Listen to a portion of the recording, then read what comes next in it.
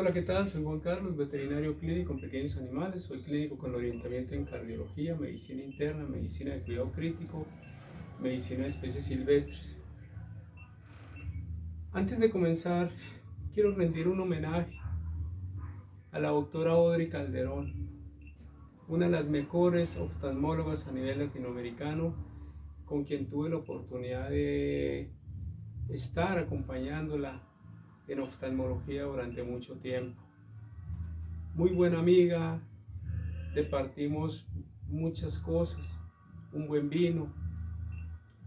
Le agradezco a la doctora Audrey Calderón, quien fue quien me operó a mi Sacha de los ojos.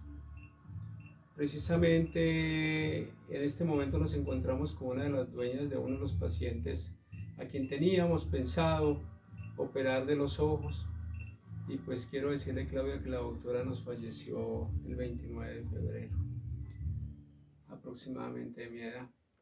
El mundo médico veterinario está consternado, en Argentina están consternados.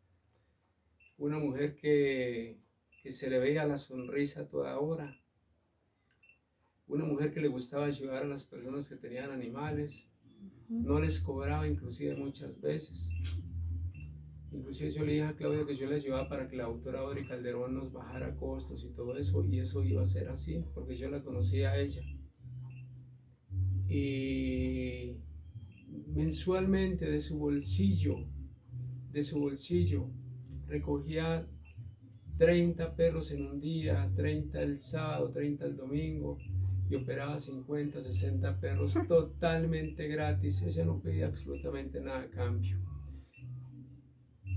La gente iba a consulta, venían desde todas partes de Colombia, inclusive llegaron a venir desde otros países, egresada de la Escuela de Londres. Y una enfermedad que no se esperaba terminó con la vida de un ser tan maravilloso. La verdad que me duele por ella y me duele por los animalitos. Aquí en Colombia hay oftalmólogos muy buenos, pero yo confiaba plenamente en la doctora Audrey Calderón. Por ese lado, Claudia, nos quedamos. Ya tocaría buscar otros médicos en caso tal, que también los hay muy buenos. Conferencista internacional. Yo tuve la oportunidad de tenerla en el primer seminario internacional que realizó COES, que es la Sociedad Colombiana de Emergencias y Cuidados Críticos Veterinarios, de la cual soy fundador, y tuvimos la oportunidad de hacerle un homenaje en la ciudad de Pereira en el 2014, creo que fue en el 2014, sí, hacerle un homenaje a la doctora Audrey. Y vino solamente a eso. Recuerdo que me llamó y me dijo: doctor, ya estoy en Pereira, ya llegué al aeropuerto. Y en cuestión de minutos estaba en el Congreso. Recibió el homenaje que le hicimos a toda una vida como médico veterinario, más de 30 años, así como yo. Y me dijo, le dije: doctora Audrey, ¿se va a quedar? Y me dijo: no, ya tengo el vuelo para devolverme ahora. Vino a eso nomás. Se gastó una millonada en ese vuelo a última hora, pero vino y nos acompañó, le rendimos el homenaje. Entonces, desde aquí un homenaje póstumo a tan maravilloso ser. Y la verdad que los animalitos de Colombia perdieron una persona que le devolvía los ojos a ellos. A ella le sacaron un reportaje en donde decía, yo lo tengo inclusive, algo así, RCN, una revista Semana, algo así, en donde decía la mujer que le devuelve o que le da la visión de nuevo a los animales. Bueno, los invito para que vean mi canal Sala de Emergencias en YouTube, activen la campana de notificaciones y den like. De la doctora Audrey recuerdo que la casa de ella en el norte de Bogotá era una casa como quería tanto la naturaleza, era una casa con una enredadera pegada de todas las paredes, no sabía sino una enredadera nomás. Las paredes no se les veía la pintura sino las matas. Y le gustaban los carros antiguos, los Volkswagen, y unos perros grandes. Tuve oportunidad de compartir con ella mucho tiempo. Era mi guía cuando tenía un paciente con problemas de oftalmología, entonces se operaba o se se operaba el paciente o se le mandaba tratamiento médico. Ella me ayudó mucho con cristal, a recuperar el ojito de cristal, que en una Navidad, un 31 de diciembre del 2022, le tiraron una papeleta en su ojo derecho y la logramos recuperar con la ayuda de la doctora Audrey Calderón. Este ojo, muchos médicos veterinarios me decían: doctor, enucléele el ojo, exantérelo. La diferencia de los dos es que uno de los dos tratamientos saca músculo y todo, que es la cirugía que le hacen a los pobres, y la que se le hace a los ricos, que es la exanteración, se conserva totalmente los músculos del ojo para poder empotrar una buena prótesis. Siempre hay diferencias. Por eso yo siempre he dicho, la medicina no debe tener pacientes privilegiados, la medicina debe ser para quién, debe ser para todos igualita. Y no podemos llevar un perro de la calle a una campaña de esterilización sin exámenes prequirúrgicos y sin nada, que porque es de la calle. Mejor no lo hagamos. Hagamos las cosas bien hechas, que se nos puede morir en el quirófano. Ella me enseñó que ojo rojo es ojo viable y se puede luchar por él. Vamos a hablar del paciente Susi. Paciente Susi, aproximadamente 8 años de edad. Paciente que hace aproximadamente unos 4 o 5 días comenzó con un problema de tipo respiratorio. Lo trajeron a consulta hace 48 horas y pues a Susi inicialmente se le tomó la presión arterial. Era una presión arterial que estaba con una 153-105, una presión de pulso con un gasto cardíaco aumentado. Las resistencias vasculares sistémicas estaban muy bajas debido a un choque vasodilatado. La frecuencia cardíaca cuando llegó estaba en 62, la presión arterial media estaba elevada, el índice de choque estaba dentro de los límites normales, 0.5, lo normal es de 0.5, 0.7, y el índice de choque modificado estaba un poco elevado, pero dentro de los límites normales, entre 0.5 y 0.7. Inicialmente se comenzó un tratamiento para un shock séptico, ya que tenía un gasto cardíaco elevado con resistencias vasculares sistémicas bajas por el shock vasodilatado. Se comenzó tratamiento para vías respiratorias, antibiótico corticoide. El paciente ha mejorado notablemente, pero hoy le hacemos de nuevo unos exámenes a Susi. Susi aparece hoy con una presión arterial de 172/92. No está siendo una urgencia hipertensiva, sino una emergencia hipertensiva. Es un paciente de mucho cuidado. Por lo tanto, la saturación de oxígeno está aproximadamente en 94, ahí la pueden ver. Saturación de oxígeno 95, frecuencia cardíaca 69, presión sistólica 172, diastólica 98, respiración 34, 31 ahí nos dio. Aquí podemos ver el trazado electrocardiográfico, acá lo vemos mucho mejor, vemos de que las ondas R no son equidistantes, pero sí tiene una onda P, o sea, tiene onda P en todos los complejos, lo que indica de que la respuesta sinusal del paciente o quien comanda la actividad eléctrica del corazón, que es el general del corazón, el nódulo sinusal que anatómicamente está a la entrada de la aurícula derecha, está trabajando bien, ¿sí? Paciente que no muestra signos de bloqueo, ya que entre P y Q hay menor de 0.2 segundos. No hay ningún bloqueo ni de primero, ni de segundo, de tercer grado mucho menos, ni un MOVIS 1 ni un MOVIS 2. Un paciente que tiene una onda T un poco descendida, inclusive habíamos visto esta semana que tenía un infradesnivel de ST, y estos infradesniveles de ST nos indican una isquemia subepicárdica. En los animales, muchos médicos veterinarios dicen que no hay infartos.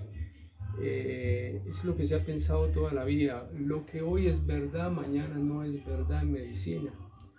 Entonces, lo que pasa es que los infartos en los animales son intramurales, no son de pared como en humanos. Como la circulación colateral en humanos es mucho menos irrigado el corazón lateralmente en sus paredes a través de las coronarias, pues por eso es que se produce muchas veces se producen los infartos, ¿no? Entonces se taponan las arterias y se cierra el riego sanguíneo, la perfusión al tejido, y el tejido se isquemia y termina siendo una necrosis y termina muriéndose el tejido y no pasando sangre para irrigar las paredes del corazón. En ellos sí hay infartos y tenemos placas en histopatología de ateromas y arterioscleromas en las arterias, no solamente en estudios acá en Colombia, sino en estudios en Alemania y en Francia. Los colegas que de pronto quieran saber sobre este tipo de placas histopatográficas, podemos también facilitarles. Sino que la circulación, sino que como son pequeños infartos, pues muchos pequeños infartos hacen infartos grandes. El corazón mejor de todas las especies de los animales es de la coacha, que es 100% irrigación colateral. Por lo tanto, la coacha, para sufrir un infarto, pues yo pensaría que nunca se va a morir de un estado de estos, ¿no? Hoy vemos a Susi. Susi presenta unas ondas R no equidistantes, una frecuencia cardíaca de aproximadamente, está variando entre 60 y 75 aproximadamente, en promedio 65, pero las ondas R no son equidistantes. Por lo tanto, esto indica de que hay una arritmia cardíaca, ¿sí? Podríamos colocar antiarrítmicos, podríamos colocar inotrópicos por positivos, un metoprolol, cualquiera de estos, carbidelol, cualquiera. Pero vamos a comenzar por lo básico. Vamos a engañar el corazón. ¿Cómo lo vamos a engañar? Vamos a colocar, para engañar el corazón, me disculpa, pero es que esta es la otra doctora, la doctora. Le gusta vivir a toda hora al lado de los pacientes. Y agradecida. Vamos a colocar los antihipertensivos y los diuréticos. Son los grandes engañadores del corazón, ¿sí? Entonces lo que hacen es mejorar el corazón en diástole y lo oxigenan. Eso es lo que hace el pimobendan también, sí, tiene un efecto lucinotrópico y oxigena el corazón en diástole, entonces el corazón trabaja mucho mejor. Y lo que hacemos es recuperar la perfusión sanguínea y mejorar la silueta cardíaca. Es generalmente lo que hacemos con algunos antiarrítmicos, sobre todo, digamos, cuando mandamos alguna droga que tenga diuréticos y que tenga antihipertensivos. Realmente estamos engañando la respuesta del corazón y podemos mejorar mucho la arritmia cardíaca. Sabemos, les quería decir que no es conveniente entrar a medicar a un paciente cuando vemos un trazado, sino hacerle un seguimiento. ¿Por qué? Porque necesitamos mirar si esa vida del corazón en un minuto, que nosotros como cardiólogos o medicina interna, que es la otra parte mía, medicina de cuidado crítico, medicina de especies silvestres, si cuando nosotros vemos que el corazón, que hacemos un electrocardiograma y vemos de que hay una arritmia, pues debemos de mirar si está sostenida o no en 24 o 48 horas y por lo tanto debemos de tomar un Holter. De esto ya hemos hablado mucho, cómo se toma y cómo se da la interpretación, que el 1% de la frecuencia cardíaca del paciente en 24 o 48 horas no presente más de la arritmia que nosotros estamos sospechando viendo en el electrocardiograma. Por lo tanto, si pasa más del 1% de la frecuencia cardíaca en 24 o 48 horas, pues es un paciente de medicar. Pero a veces, como clínicos, pues podemos más o menos adelantarnos a la interpretación clínica del paciente. Paciente que tiene una onda P menor del 25%, una onda Q menor del 25%, por lo tanto no muestra una necrosis subepicárdica o subendocárdica, pero sí hay una isquemia porque la onda T hay un infradesnivel de ST, un leve infradesnivel de ST. Frecuencia respiratoria está en 40. ¿Cómo se mide la frecuencia respiratoria en reposo? La frecuencia respiratoria en reposo es la frecuencia respiratoria que se toma en el paciente dormido y no debe de pasar de 35, debe llegar hasta 30 en perros, en gatos debe llegar más o menos hasta 35 o 40, ¿sí? Cuando pasa de estos límites, en perros por encima de 35, en gatos por encima de 40, el paciente que tiene problemas respiratorios generalmente es cardíaco. Si el origen es cardíaco, hay que comenzar a buscar.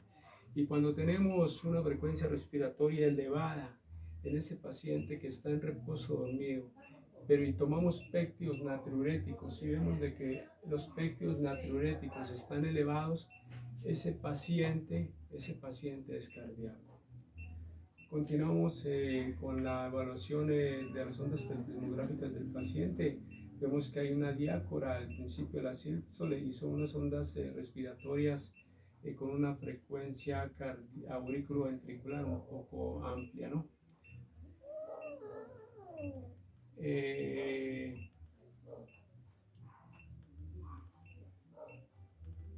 más estamos analizando acá? Una respiración toracoabdominal. Está respirando 28, una respiración que está entre 10 y 30, que es normal. La SpO12 a veces baja, 92, 94, 95. Vamos a analizar este paciente. La presión arterial 174/47, perdón, 172/92. Tiene una presión arterial media, una PAN de 119. Cuando tomamos presión arterial, la más importante de las dos es la diastólica. De la sistólica y la diastólica. Es la diastólica que es la que nos indica la perfusión tisular. O sea, nos indica cómo están perfundidos los tejidos porque estamos tomando la sangre que entra al corazón. Entonces, la PAN está en 119. Es una PAN un poco elevada. Es una presión arterial elevada. La frecuencia cardíaca 73. Tomamos el índice de choque. El índice de choque es el índice que se toma en el paciente y nos indica cómo está la frecuencia cardíaca frente a la presión sistólica, ¿sí? La frecuencia cardíaca, generalmente la frecuencia cardíaca siempre debe de estar por debajo de la presión sistólica. Cuando la frecuencia cardíaca está por encima, ya el paciente está en shock. La frecuencia cardíaca 73 dividido 172 de presión arterial sistólica nos da un índice de choque de 0.43. Pero el mejor índice de choque es el que se toma con la presión arterial media. Entonces 73 de frecuencia cardíaca dividido 119 de presión arterial media nos da un índice de choque modificado de 0.61. El índice de choque de este paciente, y podemos hacer mucho por él, está dentro de los límites normales, entre 0.5 y 0.7. Ojo con un paciente embarazado, con un paciente hemorrágico, con un índice de choque de 0.9 hacia arriba, es un paciente potencialmente mortal, colegas. La presión de pulso de este paciente, si tomamos la presión de pulso de este paciente, es una presión de pulso, digamos ahora cuando llegó tenía una presión de pulso de 27. Esa presión de pulso de 27 nos indica que el gasto cardíaco está bajo. ¿Por qué? Porque las resistencias vasculares sistémicas están elevadas, o sea, hay un mecanismo de vasopresión. Y cuando el gasto cardíaco está bajo es porque el paciente tiene o un shock oligoémico, hipovolémico, hemorrágico, o sea, hubo una hemorragia por un trauma, algún traumatismo, un accidente de tránsito callejero, una puñalada, un tiro, cualquier traumatismo en donde hay una pérdida de sangre o hay un shock de tipo cardiogénico. En este caso podríamos pensar en una tamponada cardíaca, habría que hacer un ecocardiograma. Ayer les expliqué que los pacientes que no se les lava los dientes pueden hacer endocardiosis o endocarditis de tipo infeccioso a nivel cardíaco, en donde esas dos membranas que cubren el corazón ya no tienen la sangre, la cantidad de líquido normal, sino que se llenan de sangre, ya por lo tanto el corazón no puede contraerse y dilatarse como debe de ser. Entonces comienza comienza el corazón a forzarse, ¿no? Entonces, y lo otro en pacientes con presión de pulso elevada, lo otro son gastos cardíacos elevados debido a shock de tipo obstructivo como tromboembolias pulmonares. En gatos es muy común la tromboarteritis ilíaca por tromboembolias pulmonares. La enfermedad pulmonar obstructiva crónica, el síndrome de estrés respiratorio agudo. ¿Qué vamos a hacer con este paciente? Vamos a continuar el tratamiento antibiótico para el problema respiratorio. Vamos a engañar un poco el corazón y le vamos a mandar, como el potasio está caído porque hay una hipocalemia en el examen electrocardiográfico, lo ideal sería hacer un ionograma completo y medir calcio, fósforo, potasio, sodio, cloro, magnesio para mirar los niveles y hacer un perfil hepático en donde evaluamos hemograma y en el hemograma, el hemorray, evaluaríamos el plaquetograma, el leucograma y el hemograma como tal, en donde vamos a evaluar proteínas, en donde vamos a evaluar glucosa, colesterol, en donde vamos a evaluar proteínas totales, albúmina, globulina, transaminasas, bilirrubinas y fosfatasa alcalina. Eso les voy a recomendar para hacerlo, ahí se debe de hacer. Lo otro que necesitamos es evaluar el